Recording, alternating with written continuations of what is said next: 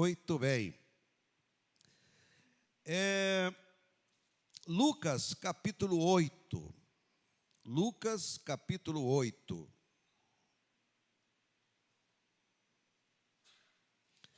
Verso 22. Jesus acalma uma tempestade. Aconteceu que, num daqueles dias, entrou ele num barco em companhia dos seus discípulos e disse-lhes: passemos para outra margem do lago. E partiram. Enquanto navegavam, ele adormeceu. E sobreveio uma tempestade de vento no lago, correndo eles o perigo de sossobrar. Chegando-se a ele, despertaram-no, dizendo: Mestre, estamos perecendo. Despertando-se Jesus, repreendeu o vento e a fúria da água, tudo cessou e veio a bonança. Então lhes disse: onde está a vossa fé? Eles, possuídos de temor e admiração, diziam uns aos outros: quem é este que até aos ventos e às ondas repreende? E lhe obedecem. Agora eu quero que você abra a sua Bíblia em Mateus, capítulo 8 também. Mateus, capítulo 8.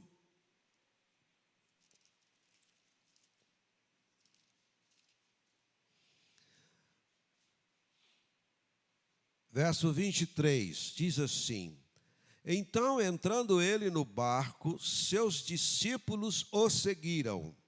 E eis que sobreveio no mar uma grande tempestade, de sorte que o barco era varrido pelas ondas. Entretanto, Jesus dormia. Mas os discípulos vieram acordá-lo, clamando: Senhor, salva-nos, pereceremos. Perguntou-lhes então Jesus: por que sois tímidos, homens de pequena fé? E levantando-se, repreendeu os ventos e o mar, e fez-se grande bonança. E maravilharam-se os homens, dizendo: quem é este que até os ventos e o mar lhe obedecem? Agora vamos ver Marcos, Evangelho de Marcos, capítulo 4. Verso 35 e diante diz assim: naquele dia, sendo já tarde, disse-lhe Jesus: passemos para a outra margem. E eles, despedindo a multidão, o levaram assim como estava no barco, e outros barcos o seguiam. Ora, levantou-se grande temporal de vento, e as ondas se arremessavam contra o barco, de modo que o mesmo já estava a encher-se de água. E Jesus estava na popa, dormindo sobre o travesseiro. Eles o despertaram e lhe disseram: mestre, não te importas que pereçamos? E ele, despertando, repreendeu o vento e disse ao mar: acalma-te, emudece. O vento aquietou-se e fez-se grande bonança. Então lhes disse: por que sois assim tímidos? Como é que não tendes fé? E eles, possuídos de grande temor, diziam uns aos outros: quem é este que até o vento e o mar lhe obedecem? Amém? Glória a Deus. Vamos orar. Nós vamos orar neste momento.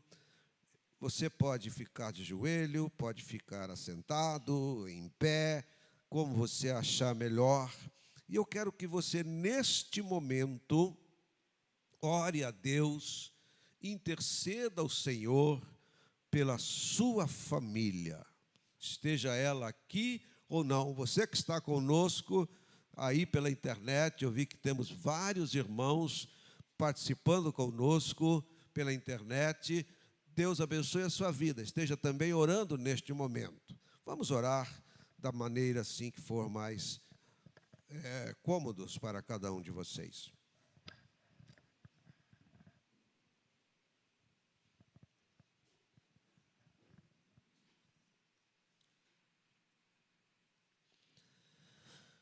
Senhor meu Deus, meu Pai, Deus da família, neste momento, Pai, quando vamos pensar aqui sobre família, eu quero pedir ao Senhor, conduza este barco chamado família.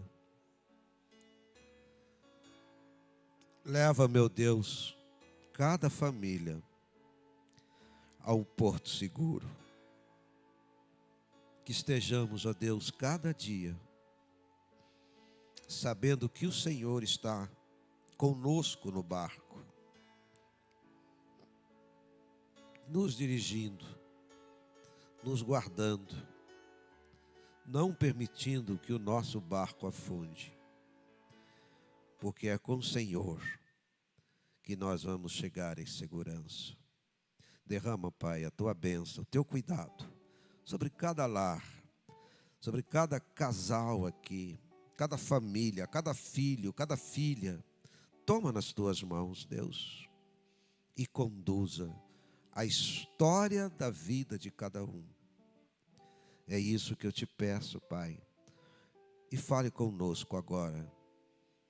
Fala através da tua palavra. Ô Espírito Santo, tenha completa liberdade para ministrar profundamente aos nossos corações. É o que nós pedimos, em o nome de Jesus. Amém.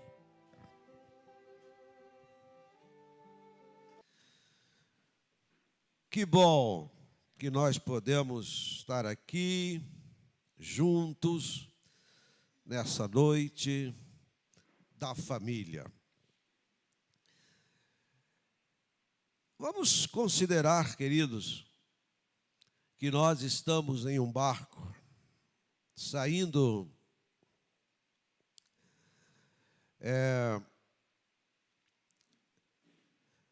de Cafarnaum. Jesus nos convidou para fazer esta viagem. Ele disse: vamos atravessar o lago ou o mar da Galileia, como você queira, e nós vamos chegar até Gadara. Vamos atravessar do outro lado e vamos para Gadara. Eu estou dizendo assim, eu acho que foi mais ou menos isso que Jesus disse aos discípulos quando os convidou para essa viagem, para navegar com ele. E é interessante que a gente olha esse texto, por isso que eu fiz questão de ler os 3 evangelistas que fazem o registro, porque há detalhes que você só tem em um texto e não tem no outro.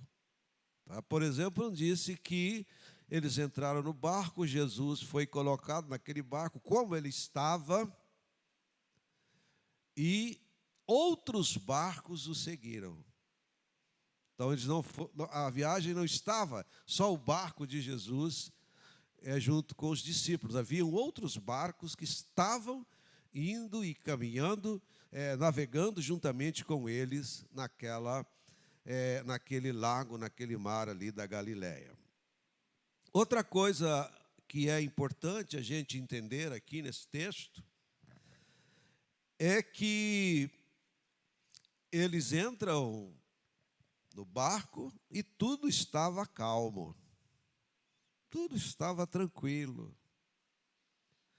O mar estava assim, o barco ia muito bem, né? Os outros barcos atrás, parecia que ia ser tudo normal. Afinal de contas, era uma viagem curta, né? Mas o suficiente para Jesus tirar um cochilo. Porque se você começar a ler o texto, você vai ver que Jesus tinha acabado de multiplicar os pães, de curar enfermos, de libertar ali pessoas possessas. Jesus devia estar cansado de tanto trabalho, então ele tira ali uma soneca naquele barco. Uns dos evangelistas registram que Jesus tinha até um travesseiro onde ele podia encostar a sua cabeça. Então ele estava dormindo mesmo de verdade. E de repente uma grande tempestade acontece ali naquele lugar onde eles estavam. Vento muito forte. Ondas batendo naquele barco. Trovões, relâmpagos. A tempestade é um negócio complicado. Eu já tive a oportunidade, juntamente com a Alzira, essa minha companheira, de passar a tempestade na água, dentro de barco, de passarmos tempestade no ar, em avião, e andando de carro também nas estradas. Então, as tempestades, elas são assustadoras. Me recordo que quando estávamos no avião e deu uma tempestade tão forte que o avião começou a balançar, parece que ia cair, começaram a descer aqueles negócios com oxigênio, o povo começou a vomitar, gritar, chorar, e o negócio estava difícil. Aí a gente começou a cantar no avião, né? De Senhor, como é que é? Mestre, o mar se revolta, não temos um Salvador, né? Se fizer chamada, lá estarei. A gente começa a cantar tudo que tem direito, porque dali não tem escapatória. Até aí que a tempestade passa e tudo começa a ficar legal, tudo começa a ficar bom. É isso que o texto mostra para nós, não é? Então, a primeira coisa que eu quero ver com você é que no mar da vida, o barco da família enfrenta tempestades. Quem aqui que ainda não teve uma luta, uma dificuldade na sua família? Todas as famílias têm lutas, têm problemas. De uma maneira ou de outra, elas acontecem. As tempestades chegam, elas batem no barco da família, balançam esse barco. E nós precisamos estar atentos neste momento. Sabemos que existem vários tipos de ventos que sopram sobre o barco da família. Eu não sei que vento está soprando no barco da sua família neste momento. Pode ser o vento de uma enfermidade. Às vezes tudo está normal, tudo está tão bem, tudo tranquilo, e você vai lá, o médico faz um exame e diz que você está com uma determinada enfermidade, ou alguém da sua casa, da sua família. E aí esse vento começa a bater, começa a balançar esse barco, começa a mexer nas estruturas. Eu não sei se você já teve oportunidade de andar em barco, quando a onda bate, faz barulho, mexe com a estrutura. E assim também é com a família. Quando chega um vento de enfermidade, toda a família, todo o núcleo familiar passa então a sofrer a consequência desse vento na família. Não é só alguém que está enfermo, são todos que passam naquele momento a sentir o bater desse vento, o tocar dessa onda, o trovão, a tempestade, os relâmpagos começam a surgir. Então é importante eu entender que quando chega o vento da enfermidade, eu devo fazer tal qual fizeram aqueles irmãos, discípulos que estavam lá no barco com Jesus. Eles clamaram pelo socorro, eles pediram pelo direcionamento do Senhor. Eles sabiam que Jesus estava ali no barco. E Jesus está no barco com você e com a sua família. A luta, a dificuldade, ela vai acontecer. Pode ser também o vento de um problema financeiro. Ninguém está isento de passar por dificuldades financeiras, de perder o emprego, de perder a sua renda, de ter um revés na sua vida de empresários. E quando isso acontece, esse vento afeta todos. Todos passam a sofrer o baque disso na família. E nós precisamos entender que o Senhor, Ele está conosco no barco, caminhando juntamente conosco, viajando juntamente conosco, navegando conosco nesse barco. E se for o vento do problema no relacionamento do casal? Algum casal que nunca teve um vento balançando o barco do seu casamento? Todos têm, uma hora ou outra, de uma maneira ou de outra. O que precisa haver é o entendimento de que o Senhor está no barco. Ele é o maior interessado que o barco do seu casamento não afunde. Embora hoje a nossa sociedade, a nossa cultura, é de que é melhor divorciar do que lutar para que o barco não afunde. Ou seja, é melhor pular do barco. Na verdade, vamos pular do barco antes que ele afunde. Então vamos divorciar, vamos acabar com o casamento.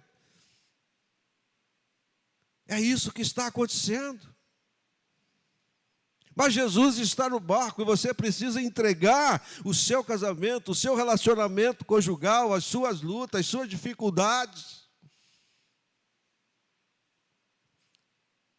para o Senhor.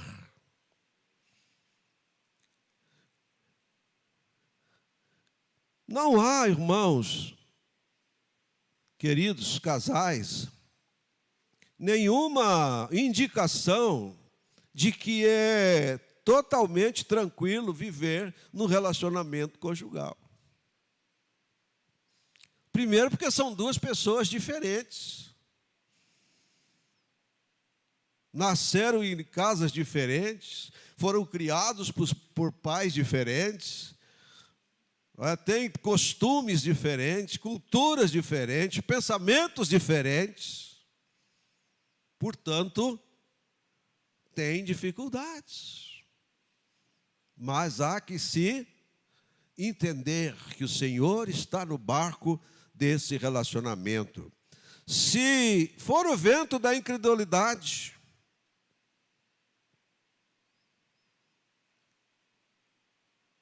isso acontece também.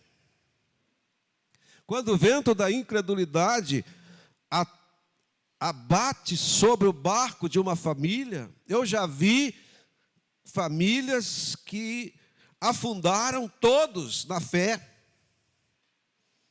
Às vezes o pai da família perde o direcionamento, perde a sua visão sacerdotal e com ele leva toda a família. Leva a esposa, leva os filhos, todos se perdem. Porque o vento da incredulidade bate sobre a casa dessa família, sobre esse barco chamado família. Então é importante a gente entender que há muitas lutas, muitos tipos de ventos. Há uma coisa que a gente às vezes não considera, queridos, mas que é muito presente no barco da nossa vida familiar, que é a criação e a educação dos filhos.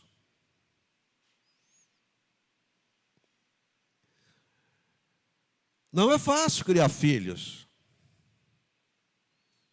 Não é verdade? Quem tem filho aqui sabe disso, sabe o que eu estou falando.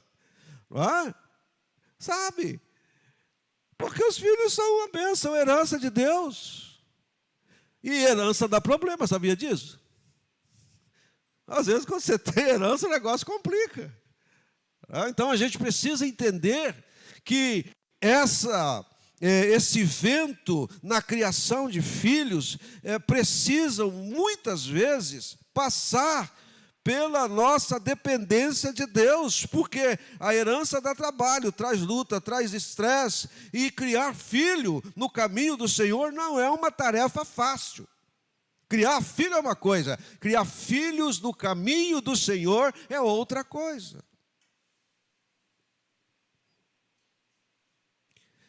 O ideal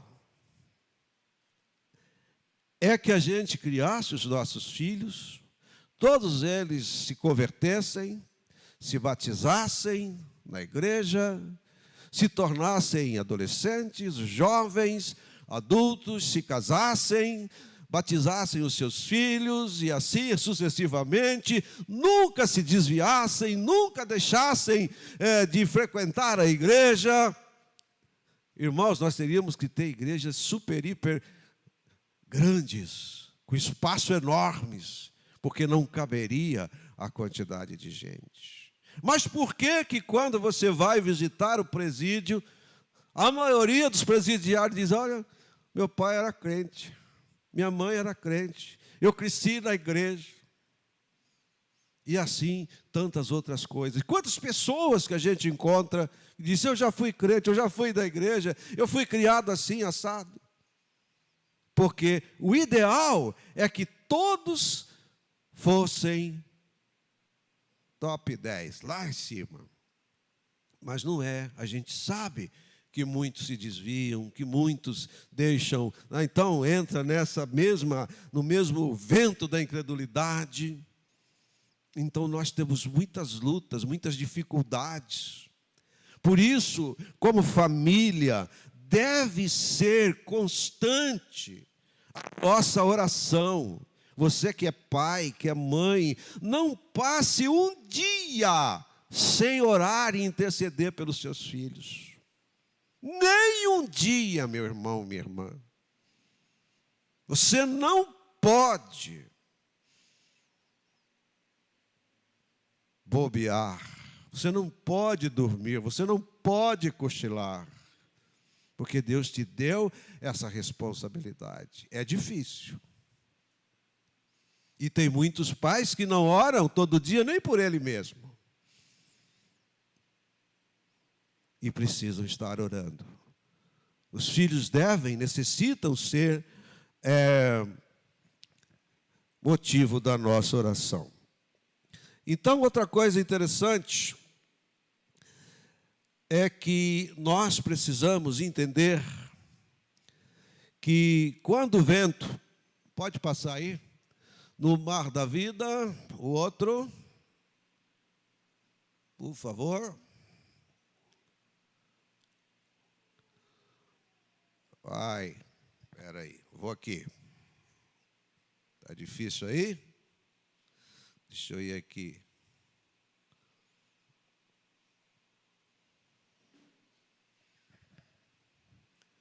O Senhor salva-nos. Não é isso aí não, meu Deus.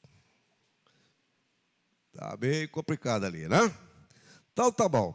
Então vamos lá ao segundo ponto. Quando nós entendemos, né, que o nosso barco pode, quando a tempestade bater no seu barco, clame ao Senhor, clame a Deus, clame ao Senhor, peça o cuidado, a proteção, a direção de Deus. Não permita isso. Quando a tempestade bate sobre o seu barco, clame ao Senhor. Foi o que fizeram os nossos irmãos que estavam no barco com Jesus. Chegando eles, despertaram o Senhor. Mestre, estamos perecendo. Senhor, meu barco está para ir a pique, o negócio está difícil. Eu não estou conseguindo levar adiante. Me dá, Senhor, o direcionamento. O que eu devo fazer?